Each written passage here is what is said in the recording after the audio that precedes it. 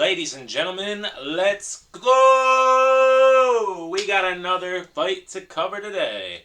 Tomorrow night, we are going to be watching Petr No Mercy Jan and Merab Dvalishvili. Something like that. They're going to be fighting, and it's a big, big main event. I feel like this main event is not getting the credit it deserves due to the fact that it's sandwiched in between John Jones, Cyril Gane, and Kamaru Usman, Leon Edwards. But I feel like if it were placed anywhere else, we'd be buzzing about this fight. I'm buzzing about this fight. Great, great fight. I'm very happy for Merab, getting to see him get one of the high-profile fights after fighting Jose Aldo. It's wonderful to see. Petr Yan has his back up against the wall in this fight, guys. He has lost 2 straight fights. He lost a fight to Aljamain Sterling that the whole entire fan base was convinced he was going to win. Not me. I had Aljo. But everybody I saw said Yan by murder. Yan by whatever he wants. It's inevitable that Yan beats Aljamain. He was going to beat him the first time. Yada, yada, yada. And Aljamain Sterling, in my opinion, had the biggest shh moment in the history of MMA. Because everybody was hating on him. And to be honest with you, I don't understand the hate towards Aljamain Sterling. He's a humble guy. He's fought killer after killer after killer. And he's defeated almost all of them. He had a couple bumps in the road, but he's a very honorable guy. He's not like somebody who is a talkative champion who can't back it up. He has had exciting fights. He's shown beautiful displays of grappling. I think the reason why everybody hates him so much is because he beat Petr Yan, and everybody was a fan of Petr Yan. Everybody was a fan of the idea that Petr Yan was going to be a long-reigning, dominant champion, and Aljamain Sterling shut them up. They didn't like the way Aljo got the belt. They hated it even more when they hated on Aljo for over a year and he proved all of them wrong. Now they have nothing to say, so they might as well just hate on him. But this video is not about Aljamain. What I was saying was, Petr Yan's back is against the wall, and more so than the reason that he would lose 3 straight if he loses. I'll explain to you why I think this is a do-or-die fight for Yan. I think it's a do-or-die fight for Yan because he lost to a jiu-jitsu guy. Then he lost to a striker. Now, if he loses this fight, he will have lost to a wrestler, a control-type guy. So, if you can't beat the best grappler, you can't beat the best striker, and you can't beat the best wrestler, are you the best? The answer is no. Straight up, flat out. What more do you want? You got to fight every single individual style, and you couldn't have beat any of them. So, I think this would be detrimental to Yan. Yan needs to win this fight. Yan needs to use his defense to his advantage because he's very good at shelling, not taking any big strikes, and he has good takedown defense. And then he needs to make Merab pay when Merab gets sloppy. When Merab's lunging forward, looking to get a hold of him, he needs knees up the middle. He needs proper boxing fundamental, which I know Petr Yan has. Petr Yan's shown an ability to do spectacular things and an ability to stick to the basics as far as his striking goes. He just needs to not be held down in this fight. He needs to find a way to stay on his feet, and in the event that he goes down, he needs to get on his feet. And in the event that he gets pressed up against the cage, he needs to turn off of the cage. And these are all obvious observations when looking at this matchup. But they're the things we need to talk about. And Yan is good at all of those things. But, unfortunately, he's fighting Merab Dvalishvili.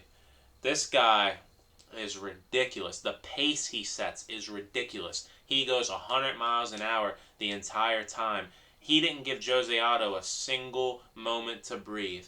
There was a point a few fights ago where Marlon Moraes almost finished Merab, and that's what Yan's got to be looking for, that time for him to just blast Merab with something big. I do see a path in this fight where Yan can keep it on the feet enough to fluster Merab, and then it'll produce extensive striking situations, and in that, Jan will just floor him. Jan will just run him over. Their striking is not comparable in the least bit. Even Aljamain Sterling played the outside and played it safe until he saw an entry against Jan. Jan's striking is no joke. Jan outstruck Corey Sandhagen for 5 rounds. That is insane. Corey is so good, so dynamic on the feet, and Jan was able to overwhelm him and win the fight on points. But Merab, man. Merab's a tough cookie, man. He's just got that pressure, that pace. He's beaten a lot of good guys. He's finally at the top of the division. You know he's going to be hungry. And if he takes out Jan, I don't see a reason why he wouldn't get a title shot. Aljamain Sterling is going to move up, hopefully, after his fight against Cejudo. But it's all a matter of does he beat Cejudo or not. If Cejudo beats Aljo, then they can run Merab and Cejudo, but they probably won't. They'll probably run O'Malley and Cejudo. See, Merab's in a bad spot. He's not the favorite of the division. Sean O'Malley is. The company wants to get behind Sean O'Malley. And you better believe, if Sean O'Malley fights Henry Cejudo and gets the win for the belt, or if he fights Aljo and gets the win for the belt, they are not making his first defense against Merab. They will avoid that at any and all costs. They will put Merab in a 30-on-1 battle royal to get him out of the rankings. They will not allow that to happen. So if Sean O'Malley somehow captures gold, I think that Cheeto Vera will pass up Merab. Or maybe Sandhagen, if he beats Cheeto, will pass up Merab. Which is unfortunate because I think Merab deserves it. Merab's been winning in dominant fashion time and time again. And it really is sad the thought that he might defeat Petr Yan and still not get a title shot. But that's probably the reality. Sean O'Malley's the X factor. We already know we got Cejudo, Aljo. Sean O'Malley is next. And then if Sean O'Malley wins, Merab's getting pushed back even further. So, that's a shame. But let's get to the prediction, guys. Petr Yan versus Merab Dvalishvili. Who do I think is going to win this fight? I am going with Merab. I'm taking Merab. I think that his wrestling will be the difference. I don't think that Jan's going to have a problem with the pace, but I do think that Jan's going to have a problem with the skill of wrestling that Merab has. And Jan did look a little tired during the wrestling exchanges with O'Malley, but that may just be because he didn't know he was going to have to resort to wrestling for the whole period of the fight. Again, on the flip side, that was a 3-round fight. If he's tired during the 3-round fight, he's going to be tired with Merab putting the pace on him for 5 rounds. So I'm going with Merab. I think it'll be a decision. And for Jan's sake, if he has any hope of coming back from a 3rd straight loss, he better hope it's a decision.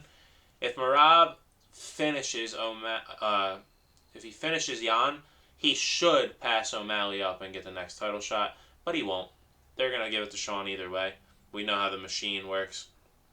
But, yeah, I think Merab wins this fight by decision.